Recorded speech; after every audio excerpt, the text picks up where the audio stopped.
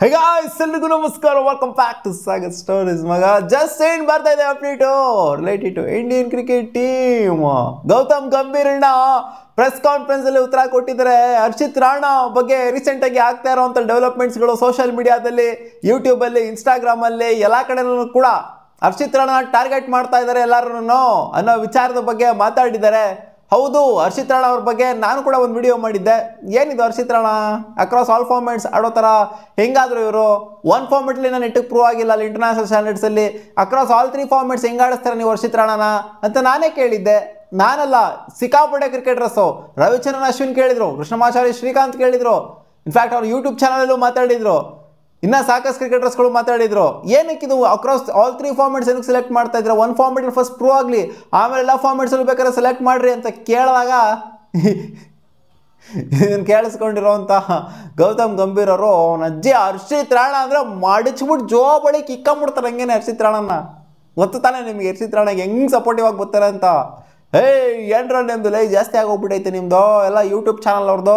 ಅಂದರೆ ಇದು YouTube channel ಅಂತಂದರೆ ಕ್ರಿಕೆಟರ್ಸ್ಗಳು ಸ್ಟಾರ್ಟ್ ಮಾಡ್ಕೊಂಡಿದ್ರಲ್ಲ ಯೂಟ್ಯೂಬ್ ಚಾನಲ್ಗಳು, ಕೃಷ್ಣಮಾಚಾರಿ ಶ್ರೀಕಾಂತು, ರವಿ ಅಶ್ವಿನು, ಸೊ ಇನ್ನೂ ಮುಂತಾದ ಕ್ರಿಕೆಟರ್ಸ್ಗಳು ಯೂಟ್ಯೂಬ್ ಚಾನಲಲ್ಲಿ ಬಂದ್ಬಿಟ್ಟು ಮಾತಾಡ್ತಾ ಇದ್ದಾರಲ್ಲ, ಎಲ್ಲರಿಗೂ ಸೇರ್ಕೊಂಡು ಹೇಳಿರುವಂಥದ್ದು ನಂಬಿಕೆ ಆ್ಯಂಡ್ ಅವ್ರಿಗೆ ಎಲ್ಲರಿಗೂ ಕೂಡ ಸೇರ್ಕೊಂಡು ಹೇಳಿರುವಂಥದ್ದು. ಏನು ಜಾಸ್ತಿ ಆಗೋಗ್ಬಿಟ್ಟೈತೆ, ಬಲೆ ಆಗೋಗ್ಬಿಟ್ಟೈತೆ ನಿಮ್ಮದು. ಹರ್ಷಿತ್ ರಾಣಾ 23 ವರ್ಷದ ಒಬ್ಬ ಹುಡುಗ, 23 ವರ್ಷ ಒಬ್ಬ ಹುಡುಗಂಗೆ ನೀವು ಹೋಗ್ಬಿಟ್ಟು ಈ ಥರ ಏನಕ್ಕೆ ಸೆಲೆಕ್ಟ್ ಮಾಡಬೇಕಾಗಿತ್ತು, ಆ ಥರ ಏನಕ್ಕೆ ಸೆಲೆಕ್ಟ್ ಮಾಡಬೇಕಾಗಿತ್ತು, ಹಂಗೆ ಹಿಂಗೆ ಅದು ಇದು ಅಂತೆಲ್ಲ ನೀವು ಕ್ವಶನ್ ಮಾಡ್ತೀರ ಅಂತ. ಅವ್ರಿಗೆ ಯಾರೋ ಕ್ವಶನ್ ಮಾಡಿಲ್ಲ ಅಲ್ಲಿ.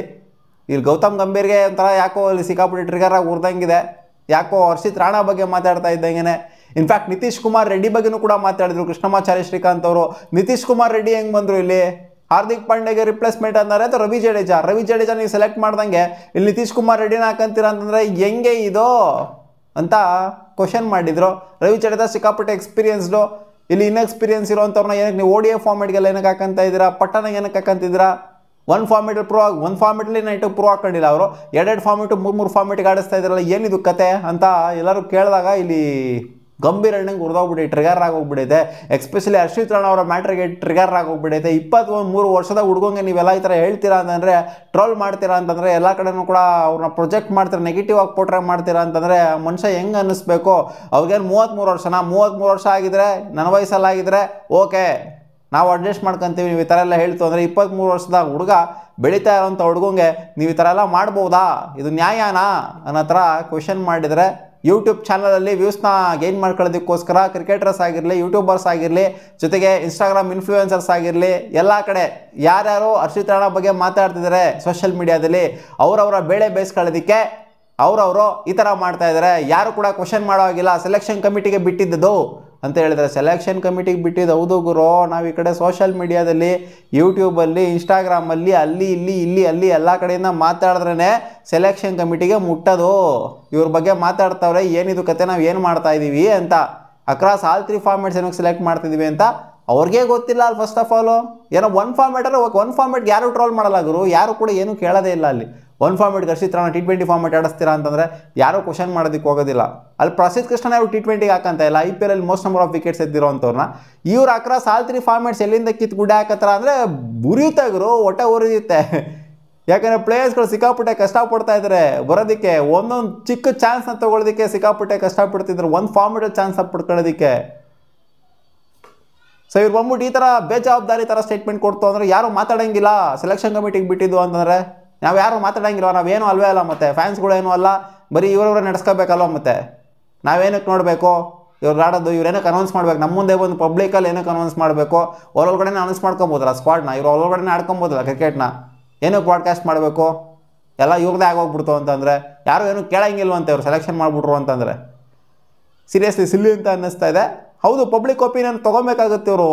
ಏನು 23 ವರ್ಷದ ಹುಡುಗ ಆದ್ರೇನು, 33 ವರ್ಷದ ಹುಡುಗ ಆದ್ರೇನು, ಸೆಲೆಕ್ಷನ್ನೇ ಅಲ್ಲಿ ಎಷ್ಟು ಜನಕ್ಕೆ ಅನ್ಯಾಯ ಆಗ್ತಾಯಿದೆ ಅಲ್ಲಿ.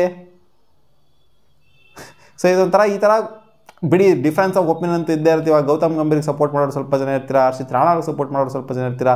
ಹರ್ಷಿತ್ ರಾಣಾದೇನೋ ತಪ್ಪೇ ಇಲ್ಲ ಗುರು ಇಲ್ಲಿ. ಹರ್ಷಿತ್ ರಾಣಾ ನೀವು ಸೆಲೆಕ್ಟ್ ಮಾಡಿರಿ ಗುರು, ನಾನು ಆಡ್ತೀನಿ ಅಂತ ಹೇಳ್ತಾರೆ. ಸೆಲೆಕ್ಷನ್ ಕಮಿಟಿದು ತಪ್ಪು ಅವ್ನು ನೋಡೋಕೆ ಹೋಯ್ತು. ನಾವು 3 ಫಾರ್ಮೆಟಲ್ಲಿ ಸೆಲೆಕ್ಟ್ ಮಾಡ್ತಾರೆ ಒಬ್ಬ ಪ್ಲೇಯರ್ನ, ಇನ್ನೂ ಒಂದು ಫಾರ್ಮೆಟ್ಲು ಪ್ರೂವ್ ಆಗದೆ ಇರೋ ಪ್ಲೇಯರ್ನ ಇಲ್ಲಿ 3 ಫಾರ್ಮೆಟ್ಗೂ ಸೆಲೆಕ್ಟ್ ಮಾಡ್ತಾರೆ ಅಂದರೆ ಸೆಲೆಕ್ಷನ್ ಕಮಿಟಿದು ತಪ್ಪಲ್ಲಿ.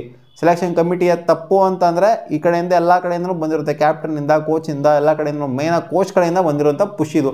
ಎಲ್ಲರಿಗೂ ಗೊತ್ತು ಏನಾಗಿದೆ ಅಂತ. KKRಯಿಂದ ಬಂದಿರುವಂಥ ಹರ್ಷಿತ್ ರಾಣಾಗೆ ಪುಷ್ ಎಲ್ಲಿಂದ ಸಿಗ್ತಾ ಇದೆ ಅಂತ ನಮಗೆ ಚೆನ್ನಾಗಿ ಗೊತ್ತು.